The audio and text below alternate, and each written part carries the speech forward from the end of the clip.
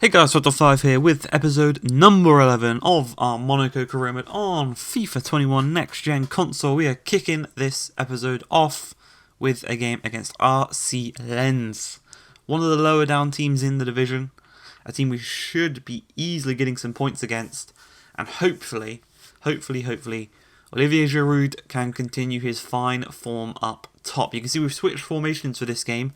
We've, instead of the 4-3-3, gone to a 4-4-2 with Ben Yedder and Giroud up top with Diatta and Martins on the wing. Now, every time we've normally gone to the 4-4-2, we've struggled a little bit, but considering we're playing a team lower down in the table than ourselves, hopefully we can take advantage as the first chance does come our way. Ben Yedder blasts a shot at the goalkeeper, but he makes a nice save. It's cleared away, and eventually we do, unfortunately, give away a free kick.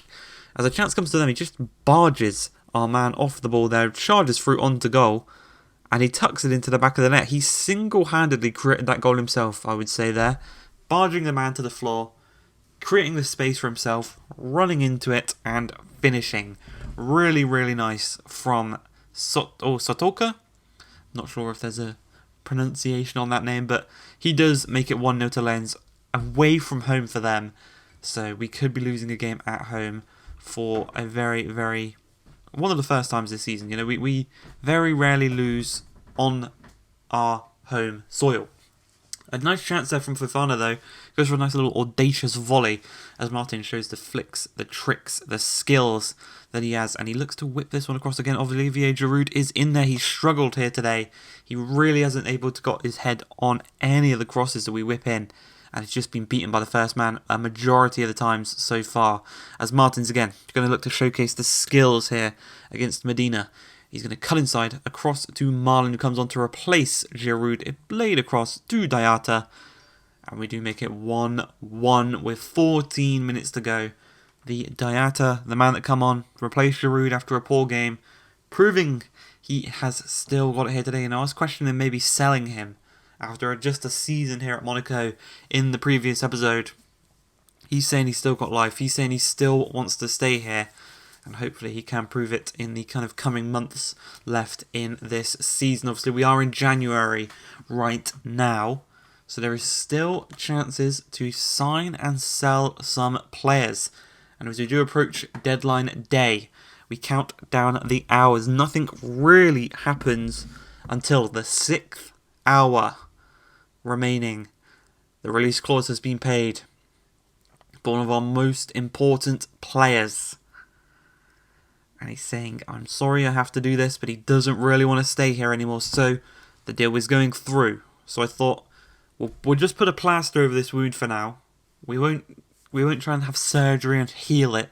We'll just put a plaster over it and we'll wait. So we went to Chelsea. We asked for Billy Gilmore on loan. He is the plaster. He's come in.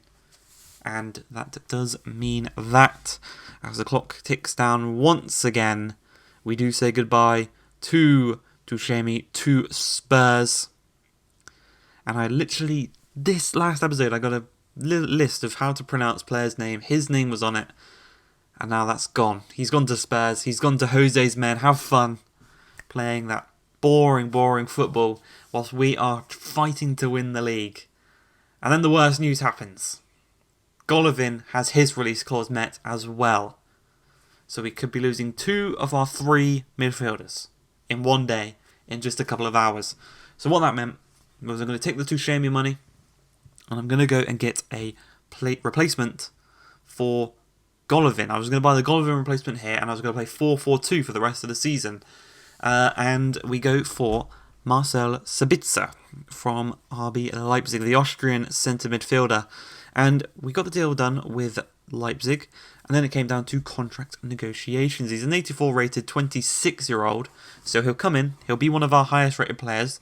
He's still in the prime of his career, and he should get a good couple of years out of him. Considering his age, considering his rating, he should only really go up. You know, he's going to have a few years before he goes down. And, well, that kind of backfired in my face. Because the conversation we had with Golovin, it turned out he wanted to stay here with Monaco instead of go to Atletico Madrid. So we now go back to the 4-3-3. We have Fofana at CDM, Golovin and Sabitzer as our two centre midfielders. So hopefully this works out just as well as it did before when we had Tushemi. If not, we've bottled the league. Speaking of bottling the league, this is a very, very, very important game in terms of that league title race. We're taking on Paris Saint-Germain at the Parc des Princes. They currently sit in second place. We currently sit in first place. Sorry, no. They sit in first because after that draw against Lens, they jumped us.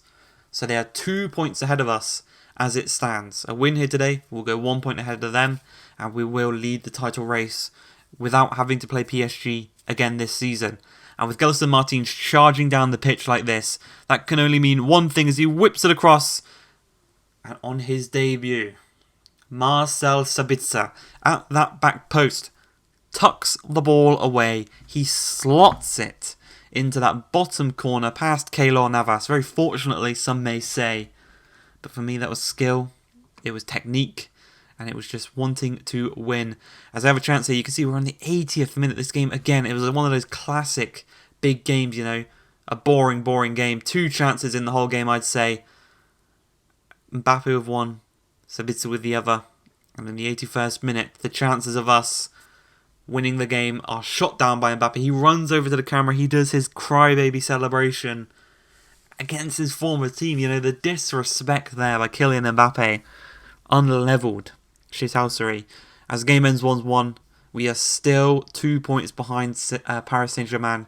We need them to slip up at some point during this remainder of the season for us to take full advantage and jump them back into first place, where we've been for a majority of this season. We have been leading this title race. We just need to get back there before the last game. And then we've won. We just need to get back there. As 4 minutes into this game, we're taking on FC Nantes. This is the final game of the episode. As Ben Yedder, playing around on the edge of the box, just trying to find a bit of space. He finds Fofana to Golovin, back into Ben Yedder, holds the ball up like Giroud. Giroud's obviously taught him that one in training. Plays it through to Golovin. He's still got his goal-scoring boots, so we've now got Sabitzer and Golovin who can both score goals from the midfield, which is really good to see.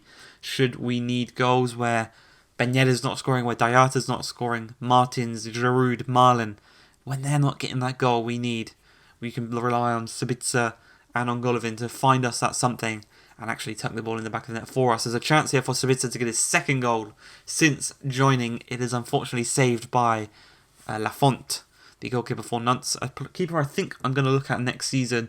Obviously, Lecomte is he's 29 right now. We can get Lafont in. He's obviously on loan at Nantes from Fiorentina, who have Dragovic, who's also another young, talented goalkeeper. So things could go either way. But we're still 1-0 up in this game. We need to add some more should we want to kind of secure this victory. And with Fabregas playing balls like he's in 2008 in his prime to Donyell Malen, who gets another goal in Ligue 1. It's really good to see. He got an assist earlier in the episode. He's got a goal now. It's just really good to see him finally getting on the score sheet. Hopefully this can continue, and hopefully he can find that form that he had in our West Brom career mode. As with 5 minutes remaining, Marlon knocks the ball through to Gelson Martins. He's one-on-one with the goalkeeper. Instead of being selfish, he cuts the ball back inside to Billy Gilmer, who loses out. It's cleared away.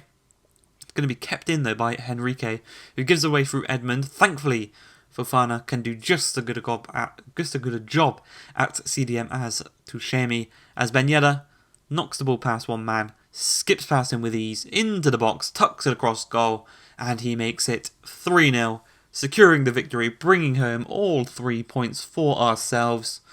And that should be us continuing the fight against PSG for that first place spot, which we want so much in this season. But I think I would say, at least at this point, Champions League should be wrapped up. We're 6 points ahead of OGC Nice, and we are sitting second comfortably. So we should have Champions League football wrapped up as we do progress through to the next round of the Coupe Nationale as we beat the team from Ligue 2.